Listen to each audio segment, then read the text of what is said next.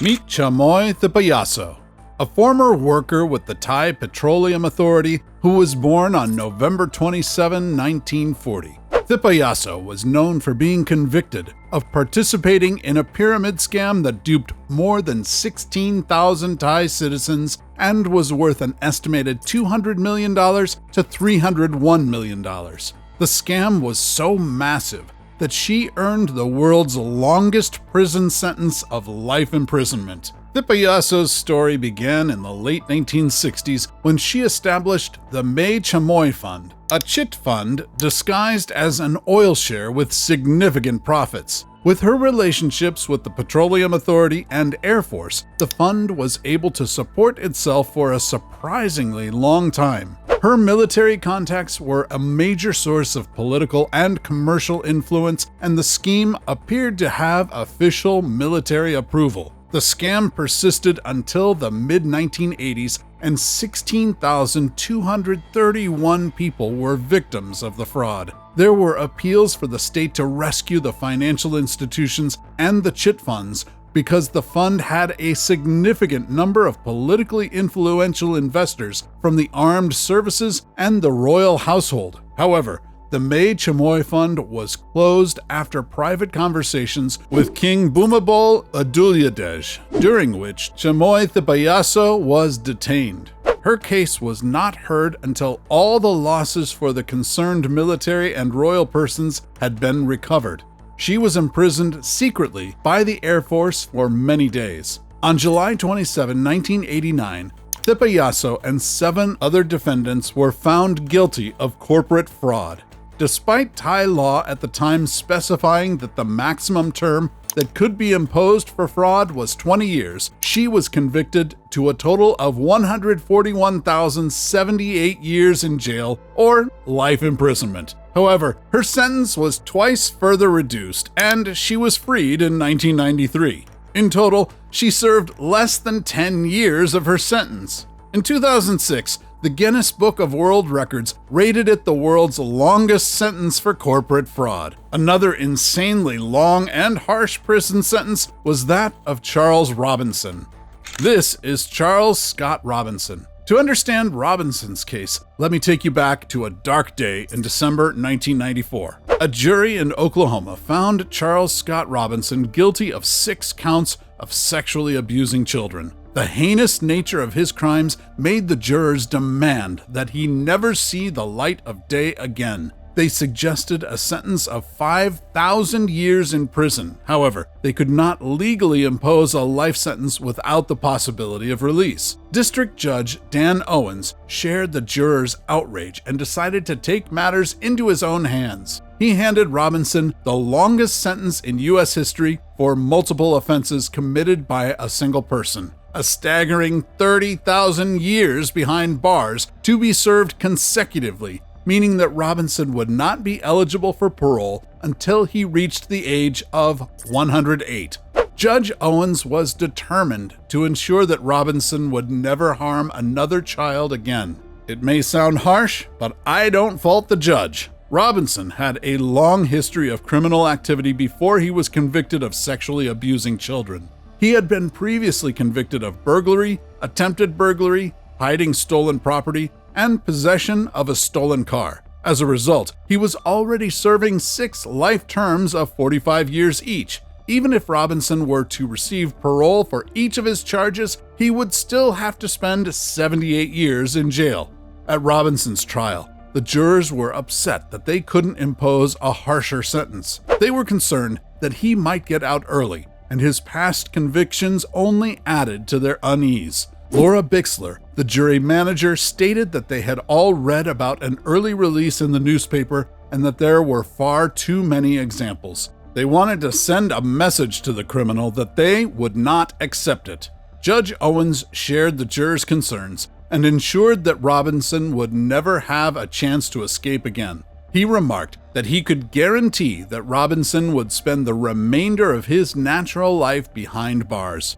Robinson's sentence remains the longest ever handed to a single person in U.S. history for multiple offenses. Even though it would come in almost 80 years, there's still a chance of parole for Robinson, but that won't be the case for Abdullah Barghouti.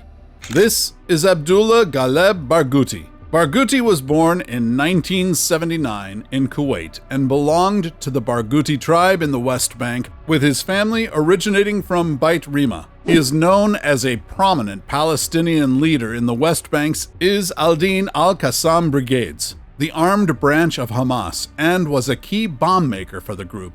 During his time with Hamas, Barghouti created and constructed weapons for multiple strikes against Israeli people, earning him the title of engineer. He was involved in a series of attacks, including the Cafe Moment bombing, the double suicide bombing in the Ben Yehuda pedestrian mall, the Sbarro restaurant suicide bombing, the Hebrew University bombing, the Lod railway bombing, and many others, resulting in the death of more than 60 Israelis and injuring about 500 others. In 2001, the Preventative Security Forces of Palestine arrested Barghouti for his involvement in the Sbarro restaurant bombing. However, he was released on the orders of Yasser Arafat, the late Palestinian president. Despite his brief detainment, Barghouti continued his involvement with Hamas. In March 2003, he was arrested by the Israeli Shin Bet security organization. He received 67 life sentences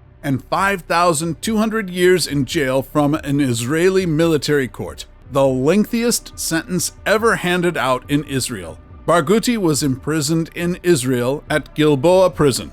He is detained in solitary confinement and not permitted to see his family.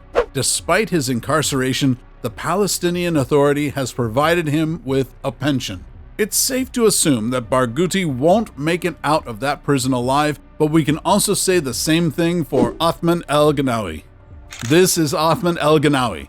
Othman el-Ganawi was a Moroccan immigrant to Spain who was found guilty of carrying out the devastating train bombings that shook Madrid on March 11, 2004. The bombings resulted in 191 fatalities and over 1,800 injuries, leaving the country in shock and mourning. El-Ganawi, who had previously worked as a mason, was believed to have been responsible for transporting the explosives used in the attack and setting off one of the bombs. He was considered second in command to the plot's ringleader, Jamal Amidan. El-Ganawi's involvement in the bombings came to light after he was arrested for narcotics trafficking and his phone was tapped. Investigators listened in on conversations he had with other terrorists and plotters, including Imad Eddin Barakat Yarkas and Shahzad Ali Gutjar, in the weeks leading up to the attack. El-Ganawi spent much of February 2004 in Amidan's Madrid home where the bombs were assembled. On February 29, Amidan instructed El-Ganawi to transport the bombs from northern Spain to Madrid. El-Ganawi also provided Amidan with his passport to use as a fake ID. The week before the bombings, Amidan instructed El-Ganawi to stop visiting the home. The tragedy occurred on March 11, 2004, when 10 bombs exploded on 4 commuter trains in Madrid. The devices were triggered using mobile phones and concealed in backpacks and other small items. The Basque separatist organization ETA was initially accused of the attack, but denied involvement. Al-Qaeda later claimed responsibility for the attack, but authorities have been unable to connect the incident to the group. In April 2004, 7 members of the alleged terrorist cell, including Amidan and others who had been at the Madrid home with El-Ganawi, blew themselves up to avoid capture. The court ruled that the 7 were members of a jihadist cell and ruled out any involvement by ETA. El-Ganawi was detained on March 31, 2004, on suspicion of assisting or being a member of a terrorist group. In February 2007, the trial for those charged with the Madrid bombing, including El-Ganawi, began. El-Ganawi claimed throughout the trial that he had been unaware of the bombs and had only been repairing the home where the other terrorists were staying. The verdict for El-Ganawi was released on October 31, 2007. He was found guilty of 191 counts of murder, 1,856 counts of attempted murder, 4 counts of terrorism, and 1 count of document falsification. He was sentenced to 42,924 years in prison, but under Spanish law, he will only serve a maximum of 40 years. Other members of the attack group, Emilio Suarez Trasoras and Jamal Zugam, were also sentenced to 34,715 years and 42,922 years, respectively. Only time will tell if El Ganawi will spend only 40 years in prison, but we may not need time for Pudit Kitithradalak. 34-year-old Pudit Kitithradalak was found guilty of defrauding over 35,000 people out of over 120 million pounds in a case that shook Thailand. Kitithradalak used a pyramid scheme to entice people to invest in fictitious companies involved in real estate development, cosmetics, used vehicles, and exports. He promised exorbitant returns to investors and urged them to recruit more people to join the scheme. The money collected was then funneled into these fake companies, and Kitithradalak and his accomplices took money off the top. Kitithradalak was eventually caught and found guilty of 2,653 counts of fraud, resulting in a cumulative sentence of 13,265 years in jail. The Bangkok court also added 10 years to his sentence for money laundering. However, Kitithradalak's sentence was reduced to 6,637 years and 6 months after he pled guilty. While the sentence may seem shockingly long, it is important to note that a fraudster can only serve a maximum of 20 years in prison under Thai law. Kitithradalak's confession resulted in a significant reduction in his sentence. In addition to his jail term, Kitithradalak's 2 businesses were each fined 30 million pounds. He was ordered to pay his victims 13 million pounds in restitution and 7.5% yearly interest. Next is the Turkish cult leader Adnan Oktar. This is Adnan Oktar, also known as Adnan Hoca or Harun Yahya. Oktar is a controversial figure in Turkey. He was born in Ankara in 1956 and attended high school there, reading the writings of Islamic intellectuals like Said Nursi. After enrolling at Mimar Sinan Fine Arts University in Istanbul, he became more involved in religious activism despite the dangers posed by the political and cultural instability of the time. Oktar became the leader of a religious sex cult, a preacher, a creationist/anti-evolutionist, a conspiracy theorist, and a pamphleteer. He was most famous in the West for promoting Islamic creationism through his book, The Atlas of Creation, which he sent uninvited to French universities and schools in 2007, as well as members of Congress, American scientists, science museums, and schools.